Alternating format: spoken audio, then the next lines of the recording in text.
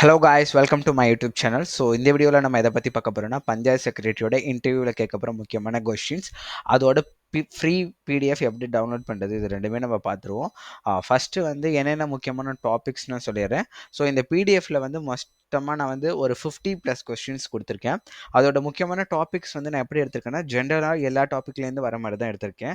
So இதில் நீங்கள் வந்து ஒவ்வொரு டாப்பிக்குமே பார்த்தீங்கன்னா தனித்தனி பிடிஎஃபே போடலாம். ஸோ ஸ்கீம்ஸ் வந்து அதில் ரொம்ப ரொம்ப மெயின், சென்ட்ரல் கவர்மெண்ட் என்ன, ஸ்டேட் கவர்மெண்ட் என்ன. ஸோ இதுக்கு ஸ்கீம்ஸ், சென்ட்ரல் ஸ்டேட் கவர்மெண்ட் ஸ்கீம்ஸ்க்குன்னு தனியாக வந்து பிடிஎஃப் என்னன்னா கண்டிப்பாக கமெண்ட் பண்ணுங்கள். ஸோ அந்த பிடிஎஃப் நான் தனியாக ஃப்ரீ பிடிஎஃப் கிரியேட் பண்ணி அதையும் நான் ஷேர் பண்ணுறேன். ஸோ இதில் இம்பார்ட்டன்ட் டாபிக் என்னென்னு பார்த்தீங்கன்னா, ஃபர்ஸ்ட் வந்து பஞ்சாயத்து செக்ரட்டரி அட்மினிஸ்ட்ரேஷன் அண்ட் உங்களோட பஞ்சாயத்து செக்ரட்டரியோட ஜாப் ரோல் என்ன, இதை பற்றி ஃபஸ்ட்டு ஃபுல்லாகவே நிறைய கொஸ்டின்ஸ் கேட்டிருக்கேன். அட்மினிஸ்ட்ரேஷன் பார்த்தீங்கன்னா அந்த ஆக்ட் எப்போ கொண்டு வந்தாங்க, பஞ்சாயத்து ராஜ் சிஸ்டம், ஸோ அதை பற்றின கொஸ்டின்ஸ் ஃபுல்லாகவே அதில் இருக்கும்.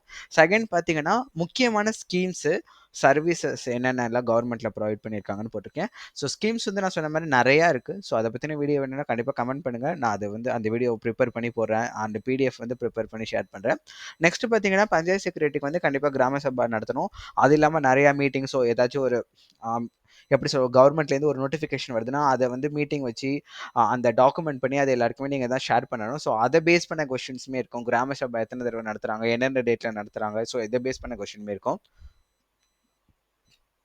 அடுத்தது டெக்னாலஜி அண்ட் ஆஃபீஸ் ஸ்கில்ஸ்னா, ஸோ நான் முன்னாடி சொல்லியிருக்கேன் கம்ப்யூட்டரில் ஒரு பேசிக் நாலேஜ் கண்டிப்பாக இருக்கணும். ஸோ கம்ப்யூட்டர் பற்றின எக்ஸல் பற்றின வீடியோ நிறைய பேர் கேட்டிங்க, அதை நான் போட்டுட்டேன். ஸோ அது இல்லாமல் கம்ப்யூட்டரில் என்னென்னலாம் பேசிக்காக கொஸ்டின்ஸ் கேட்பாங்க. ஸோ இது வந்து நான் திரும்பி சொல்ல, இது ரொம்ப ரொம்ப இம்பார்ட்டன்ட் கிடையாது, பட் இதை வந்து தெரிஞ்சுக்கணும். இது வந்து லைஃப் ஸ்கில்ஸ்.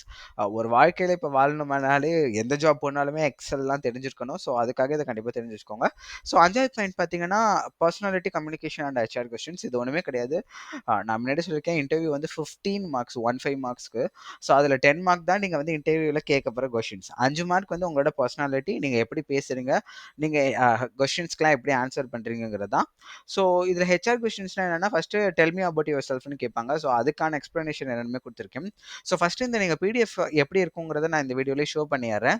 ஸோ அண்ட் எண்டில் எப்படி பிடிஎஃப் டவுன்லோட் பண்ணுறதுமே சொல்கிறேன். ஸோ இதுக்கு முன்னாடி நீங்கள் மெயினாக பார்த்தீங்கன்னா, இந்த பிடிஎஃப் பார்க்குறதுக்கு முன்னாடி நான் வந்து இம்பார்ட்டன்ட் கொஸ்டின்ஸ் பார்ட் 1 அப்புறம் பார்ட் 2 போட்டுட்டேன். ஸோ அதை பார்க்காதவங்க அது வந்து ரொம்ப ரொம்ப இம்பார்ட்டன்ஸ் இருக்கும், அதை ஃபஸ்ட்டு கண்டிப்பாக பார்த்துருங்க.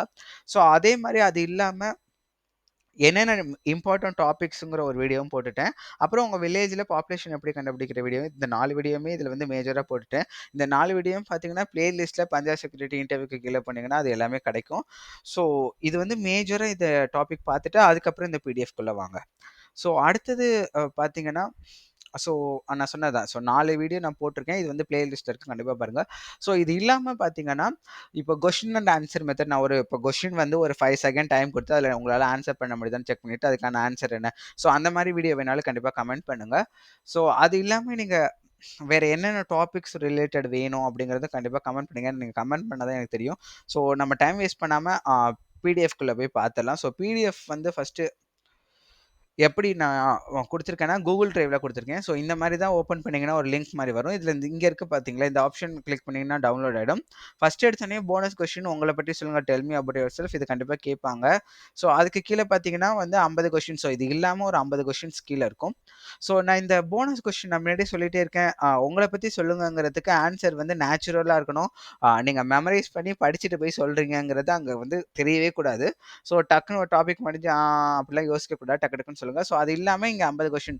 ஸோ உங்களோட வேலை என்ன வேலை பார்ப்பீங்க, ஸோ அந்த பஞ்சாயத்து ராஜ்னா என்ன, ஸோ இந்த மாதிரி ஒரு 50 கொஸ்டின். ஸோ இங்கே பார்த்தீங்கன்னா கிராம சபை என்னென்னக்கெல்லாம் நடக்கும், ஸோ இது வந்து பேசிக்கலி டெண்டர்ஸ்லாம் எப்போ விடுவாங்க, அந்த மாதிரி நான் எல்லா கொஸ்டினுமே எக்ஸல் பற்றியும் கான்டிஃப்னா என்ன, எக்ஸல் சம்னா என்ன, எல்லா கொஸ்டின்ஸுமே முடிஞ்ச அளவுக்கு கவர் பண்ணியிருக்கேன். நான் மறுபடியும் சொல்கிறேன், இந்த இன்டர்வியூ நடக்க போகிறதுங்கிறது ஒரு பிடிஓ தலைமையில் தான் நடக்கும் மோஸ்ட்லி. ஸோ அவர் வந்து அந்த செகண்டில் அவருக்கு என்ன கொஸ்டின் கேட்குதோ அதுதான். ஸோ இந்த கொஸ்டின் படிச்சுக்கோங்க. இதை இல்லாமல் நீங்கள் காலேஜில் என்ன டிகிரி முடிச்சிருந்தீங்க, என்ன டிகிரி படிச்சிருக்கீங்களோ அதை பொறுத்தும் கண்டிப்பாக கொஸ்டின்ஸ் கேட்பாங்க, அதை இது பண்ணிக்கோங்க. அது இல்லாமல் லைஃப் ஸ்கில்ஸ் கொஸ்டினுமே கேட்பாங்க. ஒரு கம்ப்ளைண்ட் வருதுன்னா எப்படி ஹேண்டில் பண்ணுறது, அந்த மாதிரி இதெல்லாமே நான் ஆல்ரெடி பார்ட் 1 பார்ட் 2 வீடியோவில் போட்டுட்டேன். ஸோ இது இல்லாமல் உங்களுக்கு வேறு ஏதாச்சும் தேவைனாலும் கண்டிப்பாக சொல்லுங்கள். அண்ட் ஒன் மோர் திங், ஒரு சப்ஸ்கிரைபர் வந்து கமெண்ட் பண்ணியிருந்தாங்க, நிறைய பேர் வந்து காசு கொடுத்து தான் வாங்கணும் எனக்கு அப்படின்னு கமெண்ட் பண்ணுறாங்க. எனக்கு இந்த வேலைக்கு வந்து ப்ரொசீட் பண்றதே பிடிக்கவே இல்ல ப்ரோ. படிக்கவே பிடிக்கலன்னு சொல்றாங்க. ஒரு விஷயம் நல்லா தெரிஞ்சுக்கோங்க. மோர் தென் 2 lakhs people apply for this job. அதுலேருந்து நீங்க செலக்ட் ஆயிருக்கீங்க அப்படிங்கிறது ஒரு பெரிய விஷயம். நெறைய பேருக்கு அந்த சான்ஸ் கிடைக்கவே இல்ல. ஸோ கிடைச்சிருக்க சான்ஸை யாரோ ஒருத்தவங்க வந்து ஒரு நெகட்டிவ் கமெண்ட்ஸ் போடுறாங்கங்கிறதுனால வேஸ்ட் பண்ணாங்க. இப்ப நான் வந்து சேனல் ஸ்டார்ட் பண்ணி எனக்கும் பார்த்தீங்கன்னா, ஒரு நெகட்டிவ் கமெண்ட்ஸ் நெறைய வரும். 1, 2 வரும். ஸோ அந்த 1, 2 நெகட்டிவ் கமெண்ட்ஸ்க்காக நான் இத ஸ்டாப் பண்ணிட்டு போலான்னா முடியாது.